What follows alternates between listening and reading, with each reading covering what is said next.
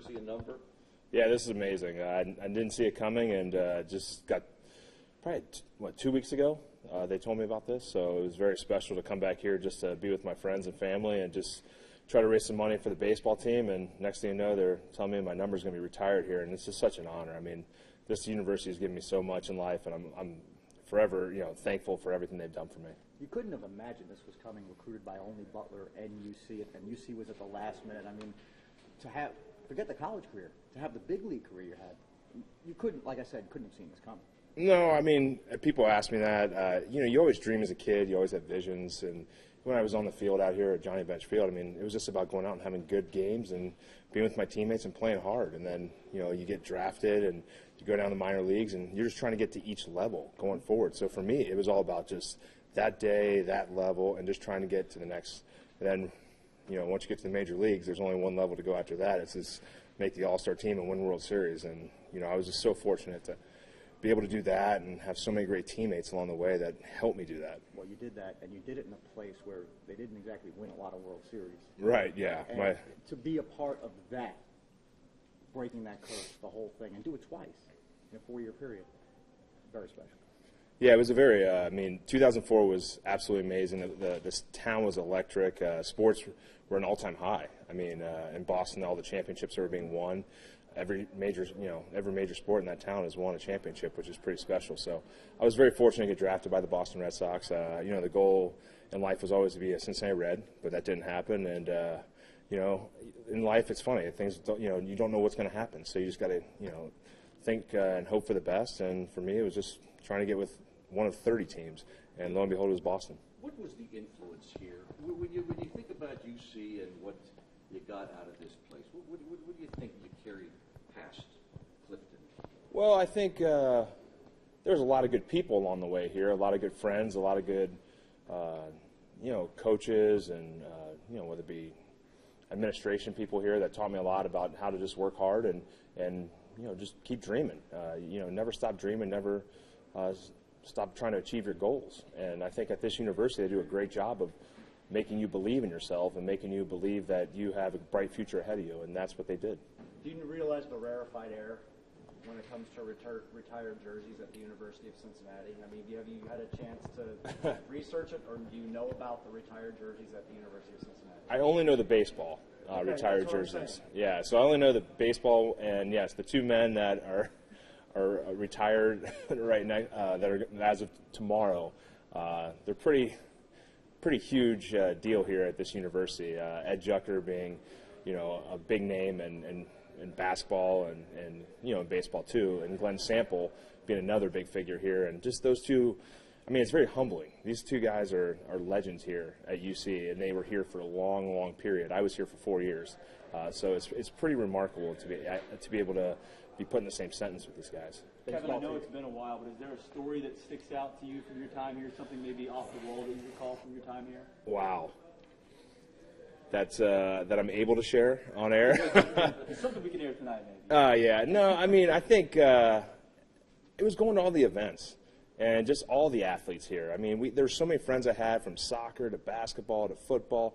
It was just a collective group. And we joke around about the T-shirt they made of Catitude when I was here. And, it was just such a bad T-shirt. But I don't know. Sorry if anybody made it. No, I don't have that one. I think we all threw that shirt away. But I actually saw a guy wearing it downtown after a Bengals game one time. And we all were just getting a kick out of it. So, it's one of those things where it was just going to, like, the games, like going to the basketball games, going to football, the Syracuse huge upset, and then the Wisconsin upset, and just your buddies out there doing it. So that was very special for us. Storming the field, seeing the field goal post go up to McMicken, that was special. So I think that day when I saw the field goal post go all the way up to McMicken, and I don't know where it ended up, that was probably the highlight of my UC days. The college experience was more important than just baseball. Oh yeah. I mean, you were just a regular student. Yeah, no, I mean the whole college experience. I mean, there's a lot of experiences within it. Not just the academics and just the sports, but I think it was just meeting people. You go from whatever town you're from, whatever city you're from, whatever your past is, and then you come together with a bunch of people and start a whole new life. Everything you had back in your past, and good and bad, is gone. and you have to make a foundation here within the university somehow, and you have to get involved. And for us athletes, it was easy. We're right in a group, and we're involved within the university. And for me, I got to meet a lot of people that weren't athletes and were involved in the Greek life and just other little things around here. And those people today are still some of my close friends. What do you want to do long term? Something in the game? Yeah, that's the number one question. For me, I'm opening up a brew pub with my brother Schott, who's a restaurant tour in San Francisco. It's called Fog Light Brewing Company in the town that I reside in, which is called Los Gatos, which is Spanish for the cats, only fitting and ironic. I never planned to do that, just found the right house in the right spot, I guess. But, for me, people keep asking about baseball, and I'm not ready to do professional baseball at all, and I don't vision myself doing anything in pro ball other than helping out, like with the Cubs, which I'm doing.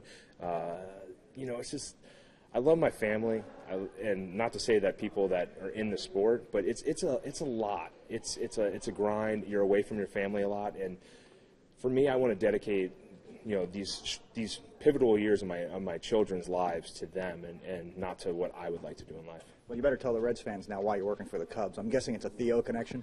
Yeah, no, Walt never called me, so if Walt would have called, I might have came on board. But in life, you always have to be, for me, it was Theo and Jed Hoyer. They called right away. They wanted to see where my vision was going forward, and you have to be loyal to to University of Cincinnati. I'm loyal, and I wish I could have been as loyal to the Reds if they would have drafted me. I don't know who the GM at the time was. I'm still mad at them. No, I'm just kidding. It's all good. It all happened. Everything's great. But they've been great to me, and I have to be very loyal to them, and that's why I jumped on board. And there's a lot of great talent there, which is a lot of fun to watch too. So it's nothing personal against the Reds. It's just a team that I'm working with. Kevin, the All-Star game obviously coming here this summer. You were a three-time All-Star. Can you just kind of describe what that honor is like, just getting to play in an All-Star game? The All-Star game's amazing. It's a lot of fun. I would say your first one's always the most glorious one, and then after that, it's like, holy cow, there's a lot going on here. So for me, the first one I had was in New York. That was the last All-Star game at Yankee Stadium, and that was just wow. That was probably one of the most amazing days of my life, because Tony Perez was out at first base when they announced me to come out to the position. And that's when it hit me, like, holy cow, like all these greats were on the field, and Tony Perez is on the field, who's like one of my dad's favorite players. And I'm standing next to him when he has this huge smile on his face, knowing that I'm from Cincinnati. And that was very special to me. I think that was one of the only times I was almost in tears, like out of joy. So, yeah, the All-Star Game's amazing. And for those guys that had their first time doing it, you just got to soak it all in. It's just such an amazing experience. And, your head's going crazy because you're signing things and all over the map and going on different kinds of tours around the city. So, for me, New York will always, other than the parade. We don't want to discuss the parade. That was a whole other entity in itself. They didn't really like me there in New York in that parade. But, no, it is great. It's a fun experience, and it's great for the town. Speaking about New York, obviously the World Series stick out, the two of them. But that 0-4 LCS, you're down 3-0. Roberts gets the base hit, the stolen base. Win the game. Millar got the walk. Yeah.